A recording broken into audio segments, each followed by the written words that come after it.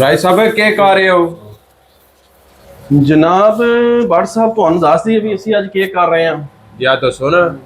ਅੱਜ ਅਸੀਂ ਪਬਲਿਕ ਵਾਸਤੇ ਸਾਰੇ ਭੈਣ ਭਰਾਵਾਂ ਵਾਸਤੇ ਮਾਮੂ ਪਾਕਿਸਤਾਨੀ ਇੱਕ ਬੜੀ ਦਮਦਾਰ ਜਿਹੜੀ ਆਫਰ ਹੁੰਦੀ ਹੈ ਨਾ ਉਹ ਲੈ ਕੇ ਆ ਗਿਆ। ਕਹਿੰਦੇ ਨੇ ਕਿ ਆਫਰ ਵੀ ਐਸੀ ਕਿ ਜਿਹੜਾ ਨਾ ਸਮਝ ਲਓ ਕਿ ਲੁੱਟ ਲੋ ਮੇਲੇ ਸੇਲਾਂ ਲੱਗ ਗਈਆਂ ਜੇ, ਆਫਰਾਂ ਲੱਗ ਗਈਆਂ ਜੇ, ਖੁਸ਼ਖਬਰੀ ਆ ਗਈ ਜੇ। ਫੈਜ਼ਾਨ ਜੁਲਾ ਟੋਕ ਜੁਮਾ ਦੇ ਉੱਪਰ ਲੱਗ ਗਈ ਜੇ ਆਫਰ, ਧਮਾਕੇਦਾਰ ਆਫਰ ਜਿਹਨੂੰ ਕਿਹਾ ਜਾਂਦਾ ਨਾ ਉਹ ਲੱਗੀ ਜੇ ਹੁਣ। ਤੇ ਜਿਹੜੀ ਸਰਕਾਰ ਆਫਰ ਲੱਗੀ ਹੈ ਨਾ ਇਹ ਤੁਹਾਨੂੰ ਸਾਰਿਆਂ ਨੂੰ ਪਤਾ ਨਹੀਂ ਕਿ ਕੀ ਲੱਗੀ ਹੈ। ਕੀ ਕਹਿੰਦੇ ਹੋ ਭੱਟ ਸਾਹਿਬ?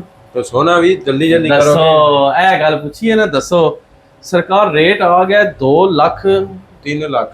ਉਹ ਸੌਰੀ ਆਫਰ ਦੇ ਚੱਕਰਾਂ ਵਿੱਚ ਨਾ ਮੈਨੂੰ ਰੇਟ ਨਹੀਂ ਸਮਝ ਵੀ ਆਉਂਦੀ ਕੀ ਹੈ। 3 ਲੱਖ ਇਹ ਲੋ ਸੰਗੀਓ, ਤੋਲੇ ਦਾ ਰੇਟ ਆ ਗਿਆ 3,93,000 ਰੁਪਏ ਤੋਲਾ ਸੋਨਾ ਹੋ ਗਿਆ।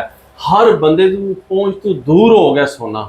ਸਮਝ ਲੱਗੀ ਜੇ ਨਾ, ਮਾੜਾ ਬੰਦਾ 1 ਤੋਲਾ ਸੋਨਾ ਲੈਂਦਾ ਨਾ ਪੂਰੇ ਵਰਲਡ 'ਚ ਜਿੱਥੇ ਮਰਜ਼ੀ ਤੁਸੀਂ ਲਵੋਗੇ ਉਹ ਤੁਹਾਨੂੰ 1 ਤੋਲੇ ਮਗਰ ਕਮ ਸੇ ਕਮ ਇੱਕ ਮਾਸਾ ਪਾਲਿਸ਼ ਦੇਣੀ ਪਵੇਗੀ। ਇਹ ਸਾਰਿਆਂ ਨੂੰ ਪਤਾ ਹੈ ਕਿ ਵੀ ਜੇ ਤੁਸੀਂ 11 ਗ੍ਰਾਮ 664 ਮਿਲੀ ਸੋਨਾ ਲੈਂਦੇ ਹੋ ਨਾ ਤਾਂ ਉਹਦਾ ਨੈਟ weight ਜਿਹੜਾ ਹੁੰਦਾ ਉਹ 10 ਗ੍ਰਾਮ ਹੁੰਦਾ ਹੈ, ਬਲਕਿ 1.5 ਮਾਸਾ ਲੋਕੀ ਪਾਲਿਸ਼ ਲਾਉਂਦੇ ਨੇ।